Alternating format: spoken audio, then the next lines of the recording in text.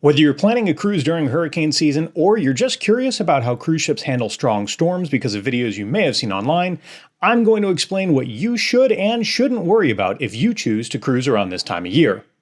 Be sure to watch all the way through to make sure you don't make some potentially costly assumptions no matter when you plan to cruise.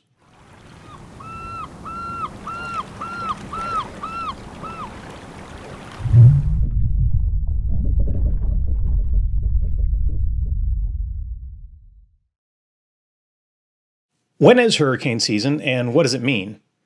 I want to start with some basics about hurricanes because so many of the questions that cruisers raise are as much because of misunderstandings about this weather phenomenon as they are about cruise lines, their policies, and procedures.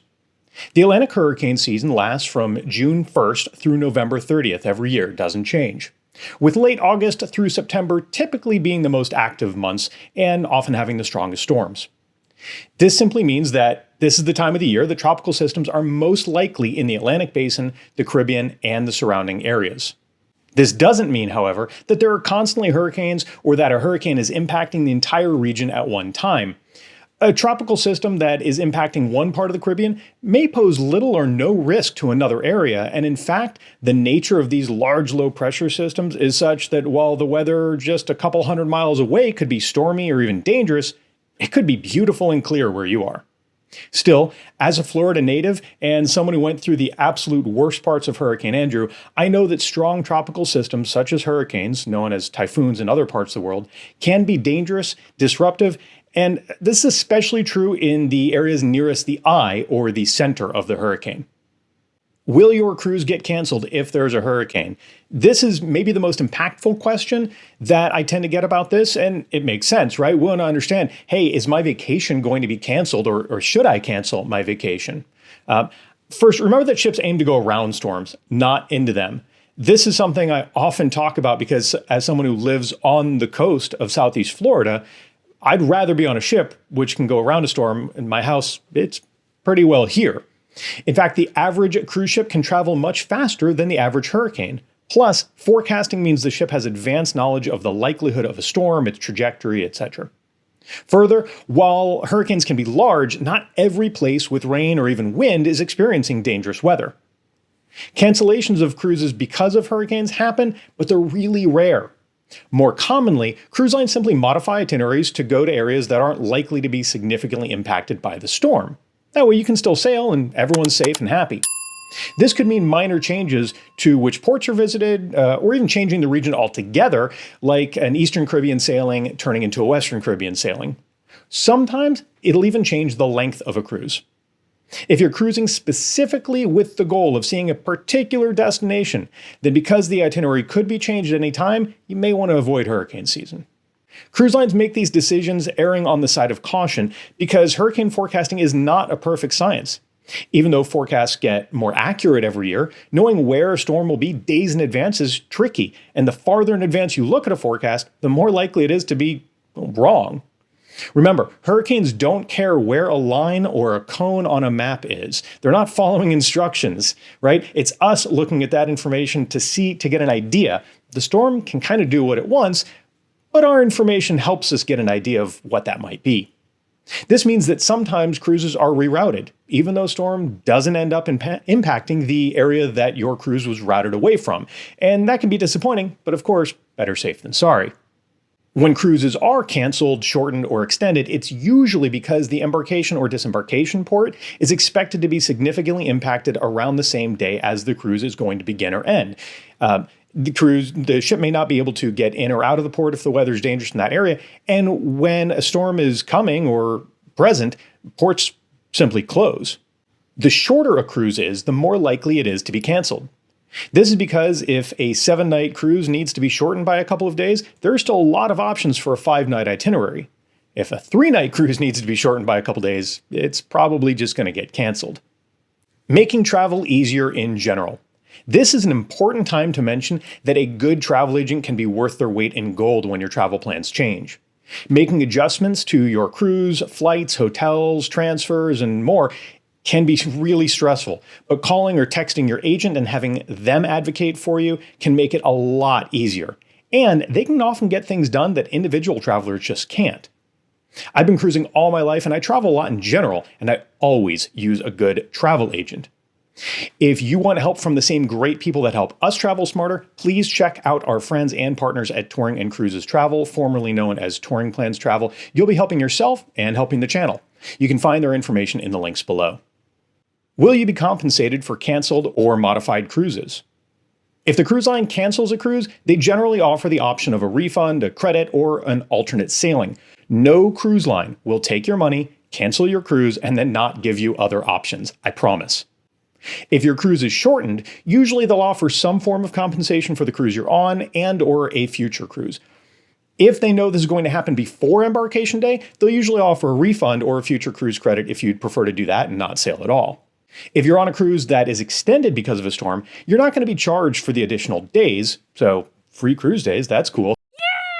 Yeah! Though whether you'll need to pay for additional days of drink packages, internet access, and other services can vary depending on the circumstances. For modifications to itineraries, there's generally no compensation to guests. So if you're, in that scenario where you're going from Eastern Caribbean to Western Caribbean, or maybe you just change the order of ports or skip a port, you can't expect too much from the cruise line, aside from perhaps a small amount of onboard credit. Your cruise contract does state that they can modify the itinerary as needed, and port changes happen for a lot of reasons beyond weather. Should I get trip insurance during hurricane season? Trip insurance is a good idea in general, not just during hurricane season. In fact, if you only watch one video about cruising or travel in general, I think it should be our video on trip insurance. I may be a little biased, but truly, it's a really important topic. We cover a lot of ground in that video, so check it out in the links below. One of the things I mention in that video, however, is that unless you have costly cancel for any reason insurance, which, by the way, even if you pay for that, still only covers a portion of your trip, it's not going to cover you canceling a cruise just because you don't want to go or you don't think it's safe. Cruise lines have meteorologists, risk management teams, and all sorts of experts working with government officials and others to ensure they make the safest possible decisions without unnecessarily altering your vacation plans. If you decide to make a judgment call that is outside of what the experts think is right, you absolutely can. That's okay. But the cost of that decision is generally on you. Now, trip insurance can be very helpful for your arrangements to get to or from your cruise, or to cover the cost of the cruise in case you're not able to get to the cruise because of canceled flights or other challenges. In fact, that takes us to our next topic: what you should worry about when cruising during hurricane season. Every year, there are somewhere between, we'll say, 0 and maybe 20 cruises canceled due to hurricanes. That's very few in the grand scheme of things, but there are hundreds of flights that are impacted, if not more. Similar to delays related to winter storms, flights can be canceled even when you're not flying into or out of an area that's likely to see a storm. There is, of course, the more direct impact as well. Maybe a few days before your cruise, the embarkation city is hit by a hurricane and your flight was canceled as a result, but the storm clears out in time for your cruise to sail without you. Not ideal. In that case, you'd want to make sure that your policy covers the cost of the cruise that you missed as a result of that canceled flight. Additionally, you could run into trouble if your cruise is canceled, but your flight, train, or hotel arrangements are not. In other words, you should be most concerned with how you're going to get to and from your cruise in the event of a storm that's brewing in the area. What about seasickness? I've written a lot about seasickness before, and it's ultimately something where just everyone is different. I can't tell you what you are or are not going to feel. Now, while most cruisers don't experience motion-related discomfort on cruises, those who do generally don't find it so bad that it keeps them from cruising again. Is seasickness more likely a problem during hurricane season? Well, probably not. By avoiding storm systems, you'll hopefully stay far from the roughest weather. Certain areas of the Caribbean actually tend to see higher wave heights in the cooler months of the year compared to hurricane season. It's not as if the entire Caribbean is churning during hurricane season. It's just where storms might be. Now, you can absolutely find videos of ships going through some real rough seas, and while some of these may be related to tropical systems, they're often related to winter storms, actually, and overall, they're still rare exceptions. Modern ships can handle very intense weather safely, but no cruise line wants to put you in the middle of it. I've got an article all about seasickness that you can find in the links below, which has tips and information especially helpful to first-time cruisers. But in short, if you're concerned, talk to your doctor ahead of time about what medications or other treatments might be appropriate for you, book a room close to the waterline and mid-ship, and discuss any discomfort with the shipboard staff. Also note that most medicinal treatments help prevent seasickness and should be taken before you feel bad. These tips apply to any time of the year, really. How and when will I find out my cruise is being impacted by a storm?